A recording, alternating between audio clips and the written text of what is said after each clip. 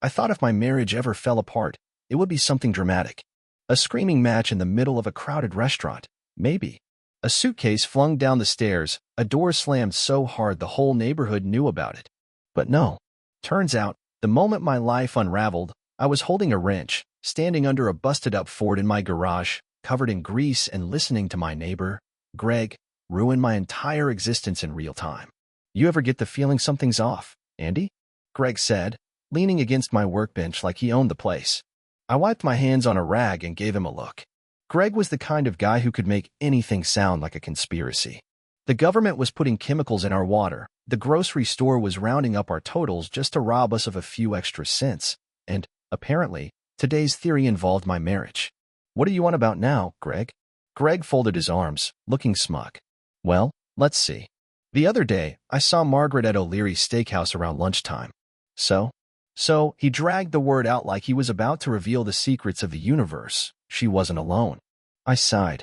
Greg, if you're about to tell me my wife had lunch with someone, you're gonna have to do better than that. People have lunch. It's a thing.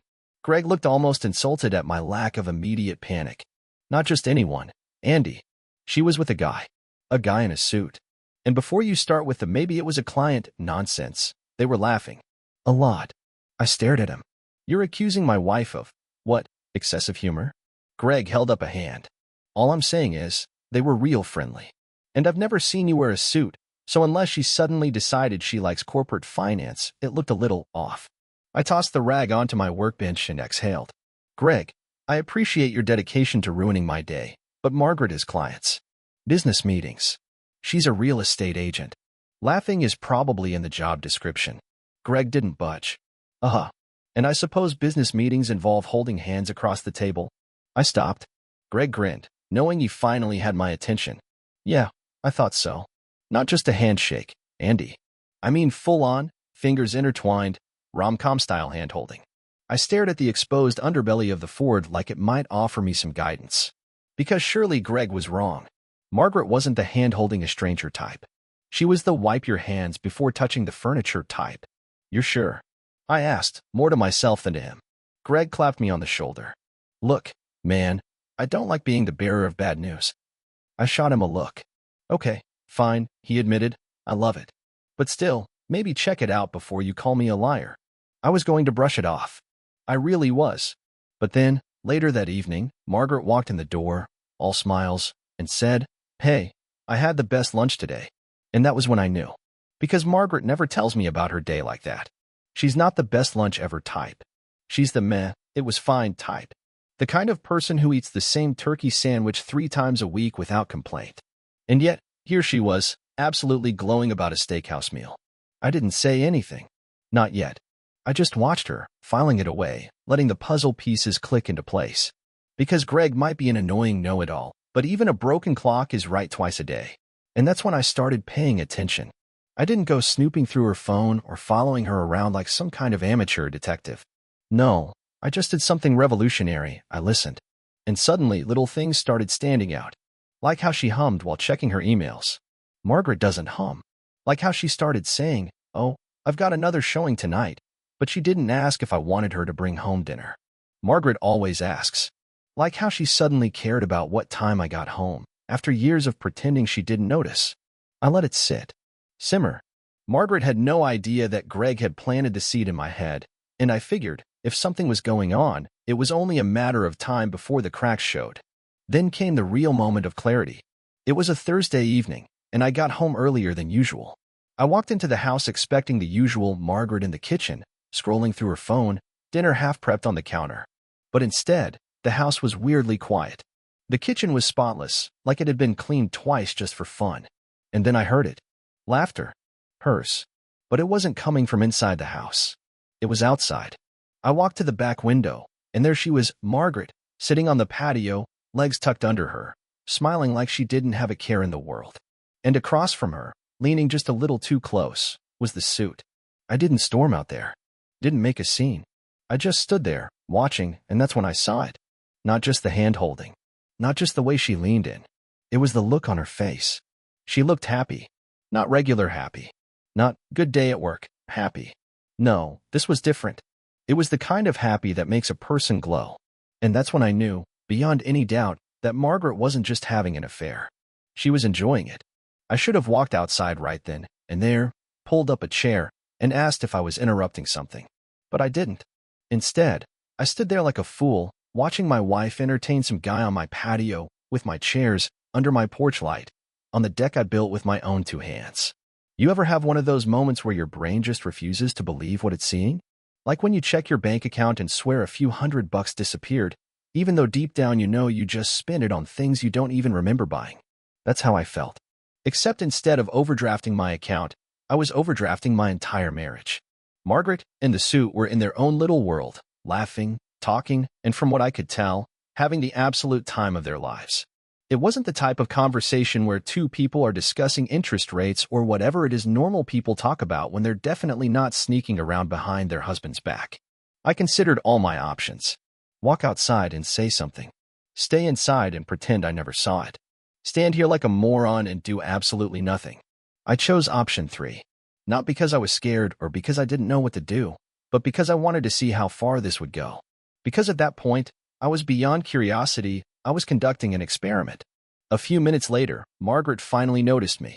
She looked up, her face dropping for just a fraction of a second before she forced a smile. "Oh, hey, you're home early." "Yeah, and you're sitting in my backyard with some guy who clearly doesn't belong here, but sure, let's focus on my schedule." The suit, who, by the way, looked exactly like the kind of guy you'd expect a suit to look like, turned around and gave me one of those fake polite nods. He had the kind of face that made you immediately dislike him, like someone who'd correct your grammar in casual conversation. "Andrew, this is Daniel," Margaret said, her voice just a little too cheerful. "We were just—" "I got it," I interrupted. "Catching up? Talking business? Discussing the weather?" Margaret blinked. "What?" I motioned between the 2 of them. That's what people say when they don't want to admit what they're actually doing. Daniel the suit chuckled like I had just told the funniest joke in the world. "Ah, you must be the husband." "Oh, fantastic." He's one of those guys. The ones who act like they're introducing themselves to the zookeeper instead of the actual person married to the woman they're schmoozing. I nodded. "Yep. And you must be the guy who doesn't realize he's overstaying his welcome." Margaret shot me a look, the kind she gives when I embarrass her in front of people she wants to impress. The suit, meanwhile, had the audacity to smile. "I was actually just leaving," he said, standing up and straightening his already too perfect jacket. "Margaret, I'll see you later." Margaret nodded, and then, as if we were all characters in some ridiculous sitcom, she turned to me and said, "Andrew, be nice." "Oh, I'm sorry. Am I not being nice to the man who was just sitting on my patio like he pays half the mortgage?" "My mistake." Daniel the suit left, and Margaret, instead of doing the reasonable thing, like explaining why some random guy was acting way too comfortable in our backyard, just started gathering up the empty glasses like it was completely normal for this to be happening. "You're mad," she said after a moment. "Oh, no, I'm fascinated," I corrected. "Please, tell me more about your business meeting that required a sunset view and my lawn furniture." Margaret sighed, setting the glasses in the sink. "Andrew, I don't know why you always have to assume the worst." "Oh, I don't assume the worst," I told her. "I just observe it in real time." She crossed her arms. "You're being dramatic." "Oh, I'm being dramatic? I'm sorry. Should I have just made us all some lemonade and asked how long this secret backyard friendship has been going on?" I didn't push it that night. Not because I believed her, but because I knew something she didn't. See, Margaret has always prided herself on being very organized, which is great, because it meant all her schedules, her real estate appointments, and most importantly, her lunch meetings were written down somewhere. And guess who has access to the shared family calendar? That's right, me. So, after she went to bed, I did something I hadn't done in years. I actually looked at her schedule. And let me tell you, Margaret may be good at sneaking around, but she's terrible at covering her tracks. Because right there, clear as day, was Daniel. Multiple times. Different places. And every single one of them had a little, innocent-sounding note next to it. Client consultation. Follow-up meeting. Evening property showing. You know what wasn't in her calendar? Anything that explained why Daniel was comfortable enough to sit in my backyard, drinking from our glasses, laughing with my wife like he'd been doing it for years. I sat back, staring at the screen, the pieces all clicking together. Margaret wasn't just spending time with this guy. She was making it look like part of her job. And considering how many business meetings she apparently needed with him, I had to wonder, when exactly did she find time to actually sell houses? So, I made a decision. If Margaret wanted to keep up whatever this was, fine. Let her think she had me fooled. But she had no idea that, starting now, I wasn't just her husband anymore. I was watching. I always thought if I ever caught Margaret doing something shady, I'd be the kind of guy to confront it head on. You know, sit her down, lay out all the evidence, and demand an explanation like a serious adult. Turns out, I'm not that guy. Turns out, when faced with undeniable proof that my wife is sneaking around with a man named Daniel, my first instinct isn't confrontation, it's investigation. And let me tell you, I've learned a few things about Margaret in the last couple of days. For one, she's terrible at lying but fantastic at making me feel like a fool for even questioning her. The next morning, I casually asked what she had planned for the day, and she barely looked up from her phone. "Oh, just work," she said, like that meant anything. "Meetings?" I asked. "Some. With clients." She finally looked up, raising an eyebrow. "Why are you suddenly so interested in my schedule?" "Oh, you know me. Just a devoted husband, deeply invested in my wife's career." She rolled her eyes and went back to her phone. That's another thing I've learned. Margaret loves to pretend I'm being ridiculous when I'm actually making a point. It's a talent, really. So I decided to get creative. Instead of playing the clueless husband, I started tracking little things. Margaret always kept her work bag by the front door, and it was one of those oversized bags that women insist they need even though it looks like they're smuggling half the contents of a department store. Normally, I don't care what's in there. But today, I did.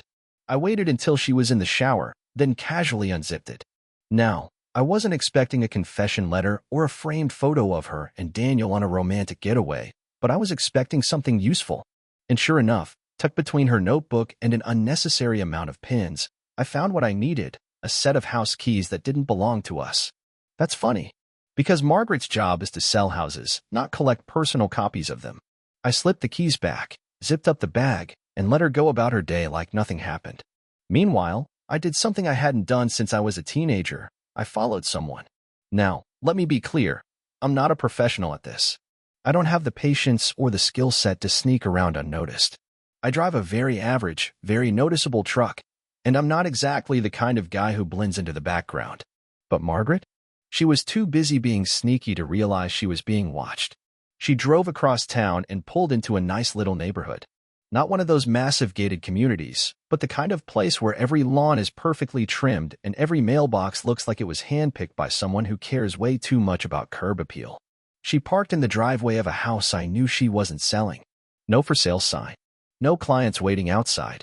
Just Margaret, walking up to the front door like she owned the place. And then, like clockwork, Daniel stepped outside.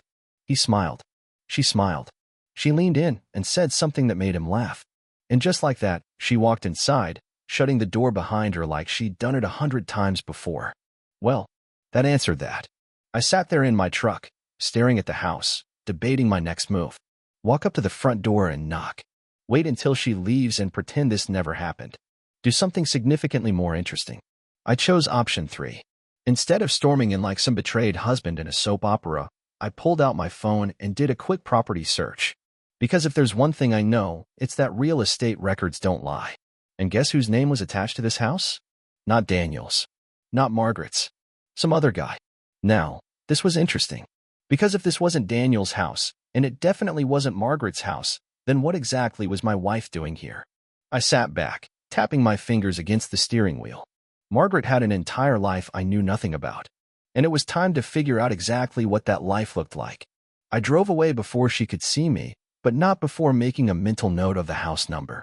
Because now it wasn't just about catching her in a lie. It was about finding out just how deep this lie went. People always say that when you catch someone cheating, the worst part is the betrayal, the loss of trust, the emotional damage. But you know what really bothered me? The logistics.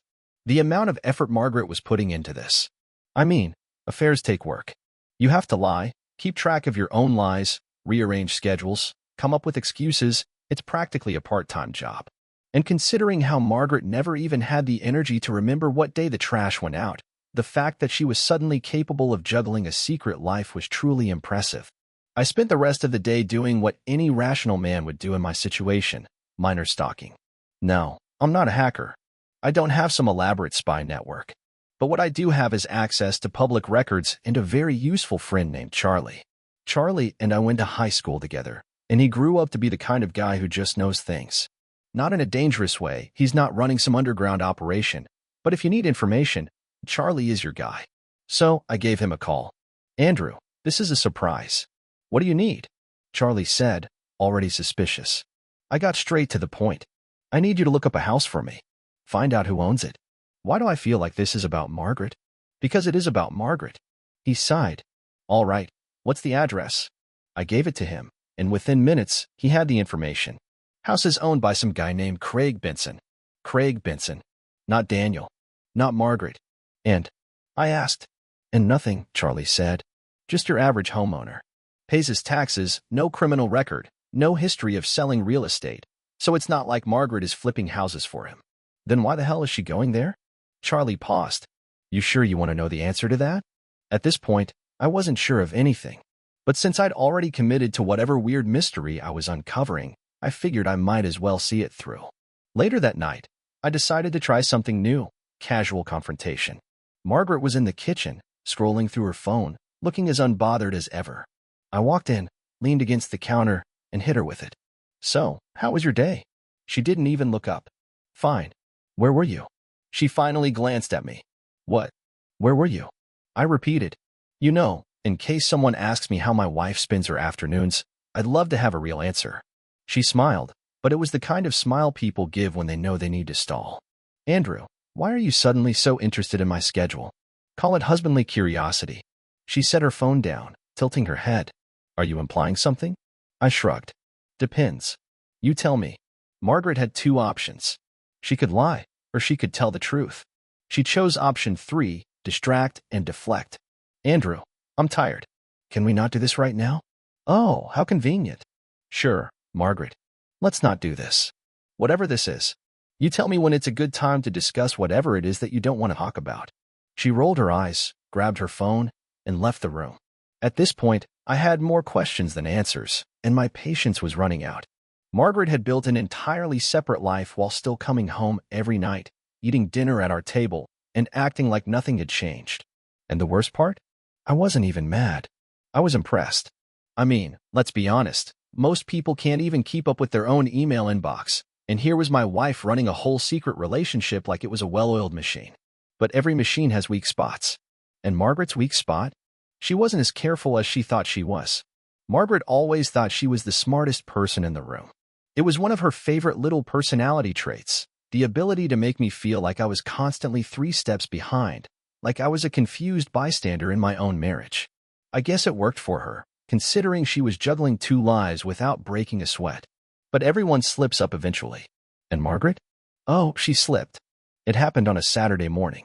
I was in the garage pretending to organize my tools, which really meant standing there staring at the mess, wondering how I let it get this bad.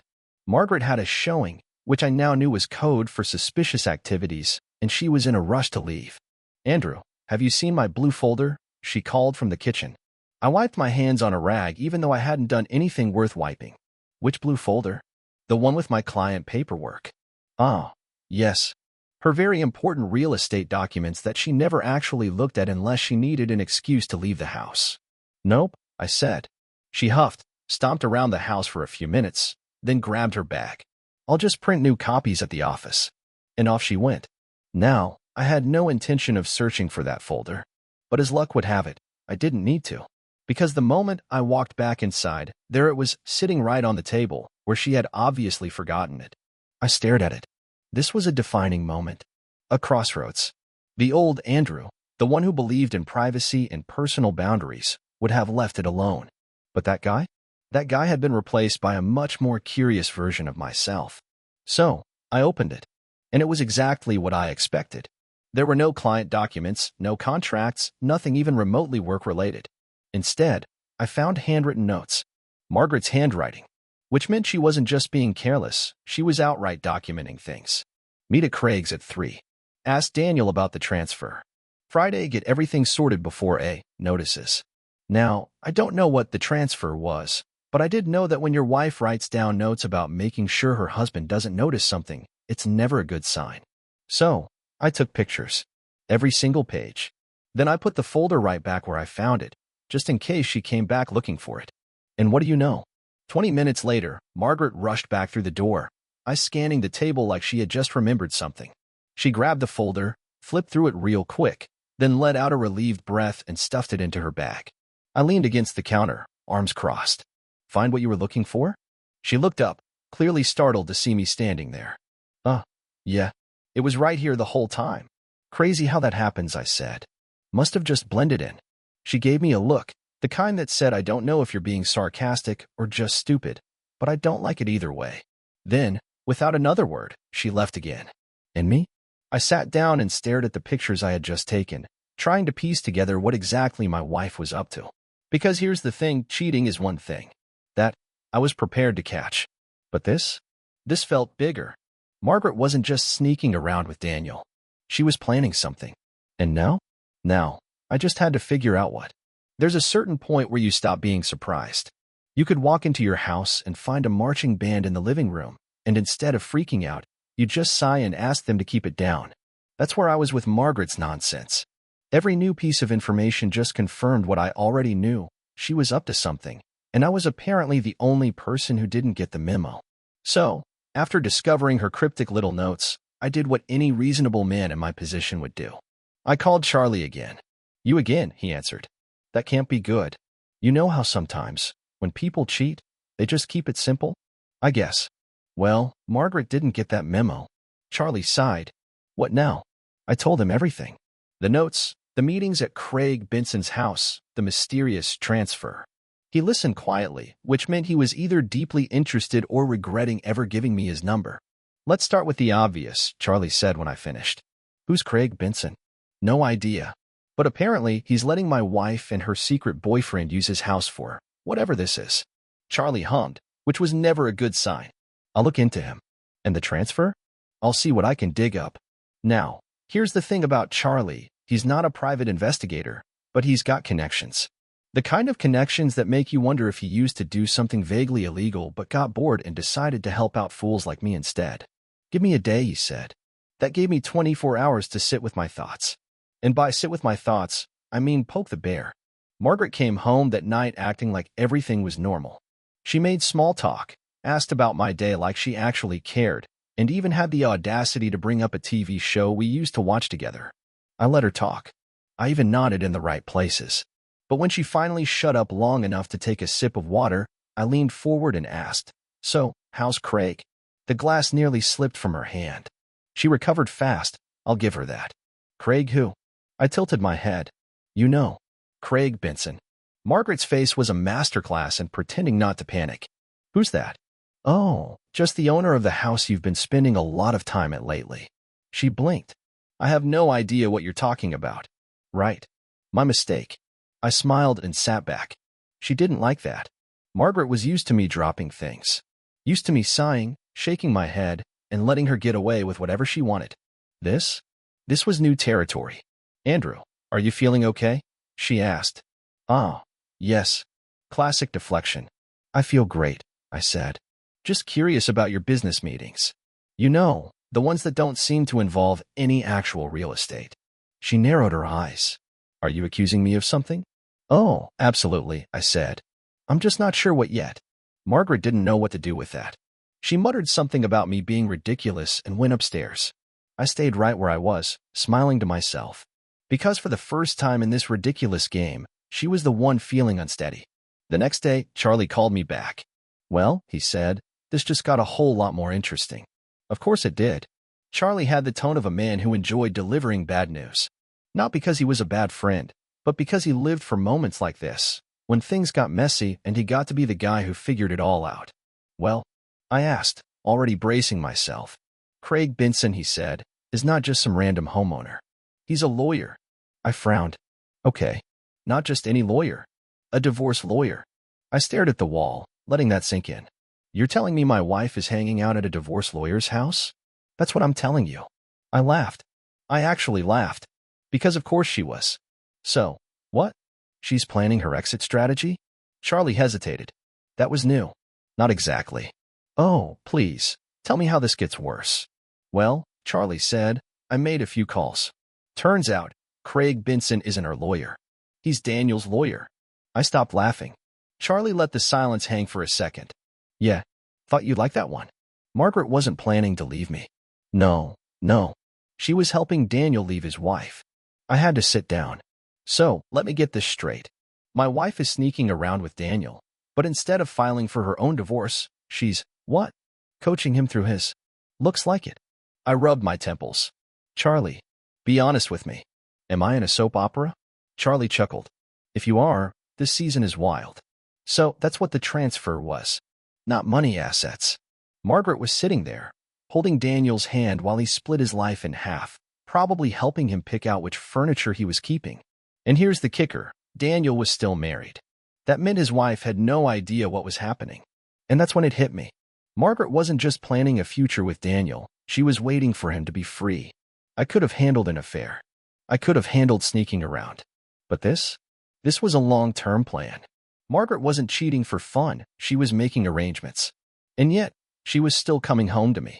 Still making dinner, still acting like a normal wife, still pretending our life was perfectly fine while she played support system for some guy who wasn't even divorced yet. It was impressive. In a horrifying way. So Charlie said, "What's the plan?" I grinned. "Oh, I have a great idea." That night, I sat across from Margaret at the dinner table, watching her the way you'd watch a magician try to pull off a trick you already knew the secret to. She was calm, smiling, making small talk about absolutely nothing, like she didn't have an entire second life happening outside this house. I let her talk. Let her think she was winning. Then, right as she took a sip of her drink, I dropped it. "So, how's Daniel's divorce going?" Margaret choked. Not a little cough, full on, red face choking. She grabbed a napkin, coughing into it while I just sat there, waiting. When she finally recovered, she stared at me. "What? Daniel's divorce," I said. "You know, the one you've been helping him with? At Craig Benson's house?" She opened her mouth, then shut it again. "Ah, yes. That beautiful moment when a liar realizes the game is over. She took a breath. "You don't know what you're talking about." "Oh, I think I do." I leaned back, arms crossed. "Margaret, you could have just cheated. That would have been simpler. But no, you had to turn it into a project." She swallowed hard. "Andrew, listen." "Nope," I said. "It's my turn to talk. You want to leave? Leave. But don't sit here, in my house, pretending like you haven't been plotting your exit while waiting for Daniel to get his act together." Her hands clenched into fists. "It's not like that." "Oh." I laughed. "Then what's it like?" She hesitated. And that's when I knew she had nothing. Because the truth was, she was waiting for Daniel. That's why she hadn't left me yet. That's why she was still here, still playing the role of a married woman while setting up her next life. She was treating our marriage like a backup plan. And I wasn't interested in being a backup plan. I stood up. "Pack your stuff, Margaret." She blinked. "What?" "You heard me," I said. "If you want Daniel so bad, go to him. Go be the supportive girlfriend while he cries about losing half his furniture." "Andrew." "No." I shook my head. "You don't get to explain. You don't get to lie your way out of this. You made your choice. Now, live with it." For the first time, Margaret looked genuinely caught off guard. Like she never expected me to be the one to end it. But I did. And let me tell you, watching her pack up that night was the most satisfying thing I've ever seen. Margaret left. Daniel's divorce didn't go as smoothly as planned, and last I heard, his wife took him for everything. And Margaret? Well, she thought she was stepping into a new life. Turns out, she was just stepping into a disaster. Meanwhile, me? I slept like a baby. Because for the first time in years, I was finally free. The end. Thanks for watching. Rate the story in the comments. Subscribe to the channel